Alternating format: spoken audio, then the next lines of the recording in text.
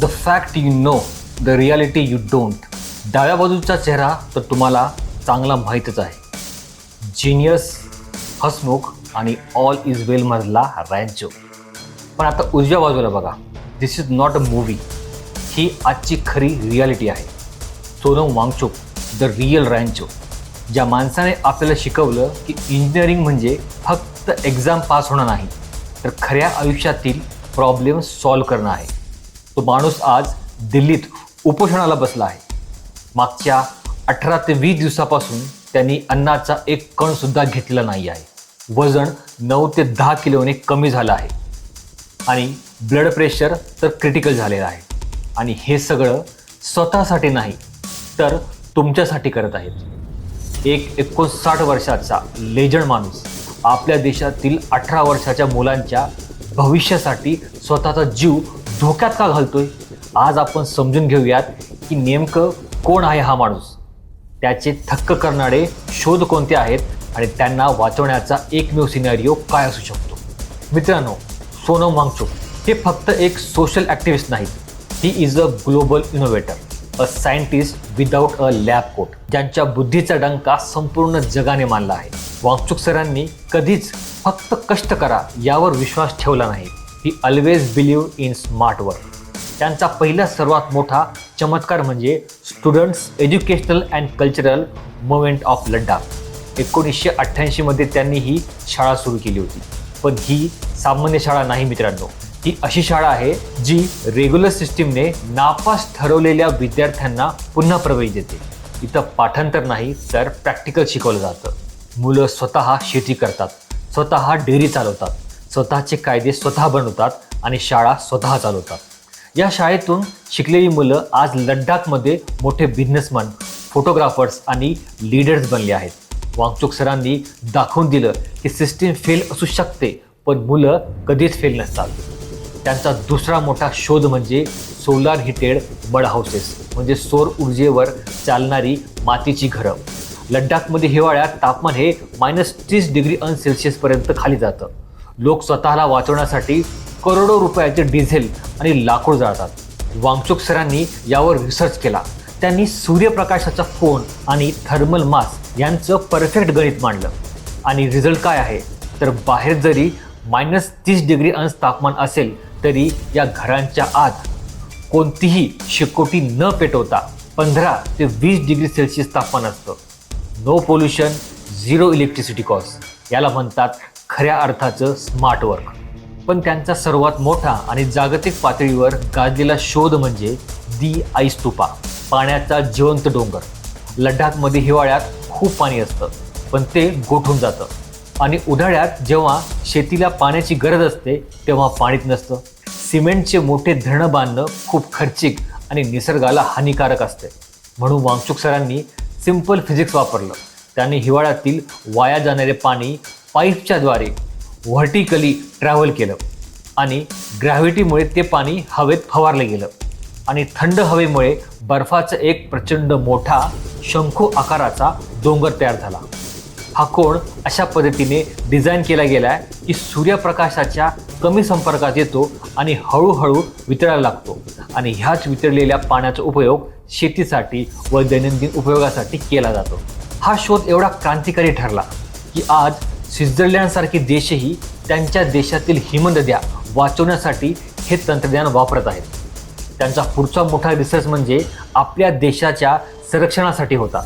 2021 मध्ये त्यांनी भारतीय सैन्यासाठी एक खास सोलार हिटेड टेंट बनवला. लडाखच्या सीमेवर तैनात असलेल्या सैनिकांना थंडीपासून वाचवण्यासाठी दरवर्षी लाखो लिटर केरोसिन वाया जायचं किंवा वापरलं जायचं, ज्यामुळे प्रदूषण व्हायचं आणि सैनिकांनाही त्रास व्हायचा. वांगचुक सरांच्या या पोर्टेबल टेंटमुळे सैनिकांना मायनस तापमानातही पूर्ण ऊब मिळते. यामुळे लष्कराचा करोडो रुपयाचा खर्च आणि कार्बन फूटप्रिंट दोन्हीही शून्य झाले. जेव्हा काम एवढं जागतिक पातळीचं असतं तेव्हा सन्मान स्वतः चालत येतो. सोनम वांगचुक यांनी जगातील सर्वात मोठ्या व्यासपीठांवर भारताचे प्रतिनिधित्व केले. Ted talk global. त्यांनी अनेक आंतरराष्ट्रीय टेड व्यासपीठावरून जगाला शाश्वत विकासाचा म्हणजेच सस्टेनेबल डेव्हलपमेंटचा मंत्र दिला. हार्वर्ड आणि स्टॅनफोर्ड विद्यापीठांमध्ये त्यांच्या आईस्तुपा आणि स्कूल मॉडेलवर केस स्टडीज शिकवल्या जातात आणि त्या केस स्टडीजसोबतच वांगचुक सरांचे गेस्ट लेक्चर तेथे आयोजित केले जातात. युनायटेड नेशन्सच्या जागतिक हवामान बदल परिषदांमध्ये त्यांनी आंतरराष्ट्रीय नेत्यांना मार्गदर्शन केले आहे. त्यांच्या नावावर असलेले पुरस्कार पाहिले की समजेल की हा माणूस भारतासाठी किती मौल्यवान आहे. रेमन मॅगसेसे अवॉर्ड 2018, ज्याला आशियाचा नोबेल पुरस्कार असं मानलं जातं, तो त्यांना एज्युकेशनमधील क्रांतीसाठी मिळाला. रोलेक्स अवॉर्ड फॉर एंटरप्राइज 2016, हा जागतिक पुरस्कार त्यांना आईस्तुपाच्या शोधासाठी मिळाला. हा अवॉर्ड त्यांना जिनेव्हा, स्वित्झर्लंड येथे देण्यात आला. सर्वात महत्त्वाची गोष्ट म्हणजे या पुरस्काराची सर्व रक्कम अंदाजे 1 कोटी रुपये त्यांनी त्यांच्या हुशार मुलांच्या HRAL युनिव्हर्सिटीसाठी दान केला. असा हा माणूस ज्याने स्वतःचं संपूर्ण आयुष्य देशाच्या सेवेसाठी आणि विज्ञानासाठी वाहून दिलं, पण आज हाच देशाचा गौरव, हाच रिअल रॅन्चो दिल्लीच्या रस्त्यावर मरणाच्या दारात उभा आहे. विचार करा, मागच्या काही आठवड्यापासून या माणसाने अन्नाचा एक कणही घेतलेला नाहीये, कारण तो उपोषण करत आहे. ते तिथे का बसलेत? कारण 2026 मध्ये झालेल्या नीट UG पेपर लीकमुळे देशातील लाखो प्रामाणिक विद्यार्थ्यांचे भविष्य उद्ध्वस्त झाले. तरुण रस्त्यावर उतरले, त्यांनी कॉक्रोच जनता पार्टी बनवून निषेध सुरू केला. पण या विद्यार्थ्यांच्या आंदोलनाला हिंसक वळण लागू नये, विद्यार्थ्यांना न्याय मिळावा म्हणून वांगचुक सरांनी स्वतःच्या शरीराची आहुती द्यायला सुरुवात केली. त्यांची मागणी अगदी साधी आहे. एज्युकेशन मिनिस्टर धर्मेंद्र प्रधान यांनी या महाघोटाळ्याची नैतिक जबाबदारी घ्यावी आणि राजीनामा द्यावा आणि एज्युकेशन सिस्टीममध्ये पारदर्शकता आणावी. यासोबतच लडाखच्या पर्यावरणाला वाचवण्यासाठी 6 शेड्यूल लागू व्हावा. आज परिस्थिती एवढी क्रिटिकल आहे की डॉक्टरांच्या मते त्यांच्या शरीरातील मसल्स आता स्वतःलाच संपवायला लागले आहेत. दिल्ली हायकोर्टात एक PIL फाईल झाली आहे, ज्यामध्ये त्यांना वाचवण्यासाठी फोर्स फीडिंग म्हणजे बळजबरीने अन्न देण्यात यावे अशी परवानगी मागण्यात आली आहे. पण सरकार शांत आहे. त्यांना वाटते की हे आंदोलन हळूहळू संपून जाईल. मित्रांनो, जर आज आपण शांत राहिलो तर आज आपण एका माणसाला नाही तर या देशातील प्रामाणिकपणाला आणि सत्याला कायमचं गमावून बसू. हा व्हिडिओ फक्त माहिती देण्यासाठी नाही आहे. हा व्हिडिओ एक वेकअप कॉल आहे. प्रणव वांगचुक सरांचा जीव वाचवण्यासाठी आपल्याकडे फक्त पुढचे काही दिवस आहेत आणि त्यासाठी आपल्याला पुन्हा एकदा स्मार्ट वर्क स्ट्रॅटेजी वापरावी लागेल.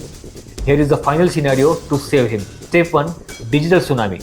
सरकार गर्दीला कदाचित दडपून टाकेल, पण ते डेटा आणि इंटरनॅशनल प्रेशरला घाबरतात. हा व्हिडिओ बघणाऱ्या प्रत्येक तरुणाने सोशल मीडियावर PMOला टॅग करून #SaveSonam आणि #SaveRancho असा ट्रेंड करायला हवा. त्यांच्या अचिव्हमेंट्स पोस्ट करा आणि जगाला दाखवून द्या कोण मरणाच्या दारात आहे. Step number 2, parliament March. 20 जुलैला संसदेचं मान्सून अधिवेशन सुरू होत आहे. कॉक्रोच जनता पार्टीने पार्लमेंट मार्च प्लॅन केला आहे, पण लक्षात ठेवा, हा मार्च हिंसक नसावा. तो एक सत्याग्रहाचा मार्ग असावा. लाखो विद्यार्थ्यांनी हातात दगड नाही तर आपली पुस्तकं, आपले संविधान घेऊन शांततेत संसदेकडे जावं. Step 3, the win win solution. आपली मागणी आहे की सरकारने ताबडतोब एक हाय प्रोफाईल ज्युडिशियल कमिटी स्थापन करावी, ज्यामध्ये सोनम वांगचुक सरांना मुख्य ऑब्झर्व्हर बनवावं, ज्यामुळे विद्यार्थ्यांचा सिस्टीमवरचा विश्वास परत येईल. वांगचुक सरांचं उपोषण तुटेल आणि त्यांचा जीव वाचेल. सोनम वांगचुक एकदा म्हणाले होते, please live simply in the city so we in the mountains can simply survive. आज ते स्वतःचा जीव पणाला लावून लढतायत, जेणेकरून तुम्ही आणि तुमचे भविष्य सुरक्षित राहू शकेल. आता वेळ आली आहे. Be smart, be peaceful and be loud. Video share करा आणि वांगचुक सराचा आवाज बना. जय हिंद.